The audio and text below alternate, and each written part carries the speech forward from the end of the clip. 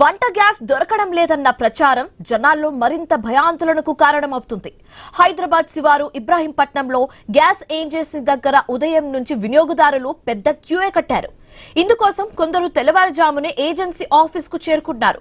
గ్రామాల్లో గ్యాస్ సిలిండర్లు సరఫరా చేయడం లేదని, గ్యాస్ తగినంత ఉందని చెబుతున్నా ప్రజలు వినే పరిస్థితుల్లో లేరని చెప్తున్నారు. రైట్, ఇక ఇదే అంశానికి సంబంధించి మరింత తాజా సమాచారం మా కరెస్పాండెంట్ రత్నకుమార్ ఫోన్ ఇన్ ద్వారా అందిస్తారు. రత్నకుమార్, చెప్పండి, హైదరాబాద్ లో ఇప్పుడు సిచ్యువేషన్ ఏ విధంగా ఉంది? మరి ముఖ్యంగా ఇబ్రాహీంపట్నంలో సిచ్యువేషన్ ఏ విధంగా ఉంది? గ్యాస్ సిలిండర్ కోసం జనాలు బారులు తీరుతున్నట్లుగా, క్యూలు కడుతున్నట్లుగా మనం స్క్రీన్ మీద సిచ్యువేషన్ చూస్తున్నాము. ఇప్పటికీ సిచ్యువేషన్ అదే విధంగా ఉందా? పూర్తి డీటెయిల్స్ ఏంటి? దేశవ్యాప్తంగా గ్యాస్ కొరత ఏర్పడిన ఎఫెక్ట్ హైదరాబాద్ లో సైతం కనిపిస్తోంది. ముఖ్యంగా గ్యాస్ కొరత లేదు అంటూ ఒకవైపున అధికారులు ఏజెన్సీల నుంచి చెబుతూ ఉంటే, జనాలు మాత్రం గ్యాస్ కొరత అనే ఒక ప్యానిక్ లోకి వెళ్ళిపోయారు.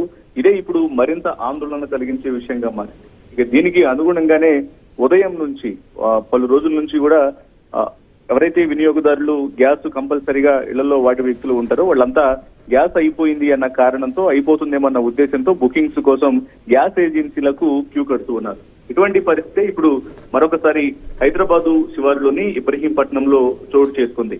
ఉదయం తెల్లవారుజాము నుంచే గ్యాస్ కోసం కొన్ని కిలోమీటర్ అంటే కొద్ది దూరం వరకు కూడా వినియోగదారులు క్యూ లైన్లలో నిలబడి గ్యాస్ కావాలంటూ బుకింగ్స్ కోసం ఎదురు చూస్తూ ఉన్నారు. వైపున ఏజెన్సీలు గ్యాస్ అనేది ఉంది, ఇబ్బంది ఏమీ లేదు, ఖచ్చితంగా అందజేస్తామనే విషయం తెలియజేస్తూ ఉంటే, కానీ బయట స్ప్రెడ్ అవుతున్నటువంటి వార్తలు ఏవైతే ఉన్నాయో గ్యాస్ ఉండదు, గ్యాస్ సరఫరా అనేది నిలిచిపోతుందన్న వార్తల కారణంగా ప్యానిక్ గురయ్యి ఏజెన్సీల వద్దకెళ్లి క్యూ లైన్ లో నిలబడి గ్యాస్ కోసం ఎదురు చూస్తూ ఉన్నారు.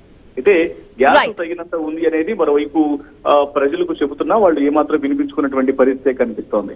Right, thanks for the updates Ratnakumar.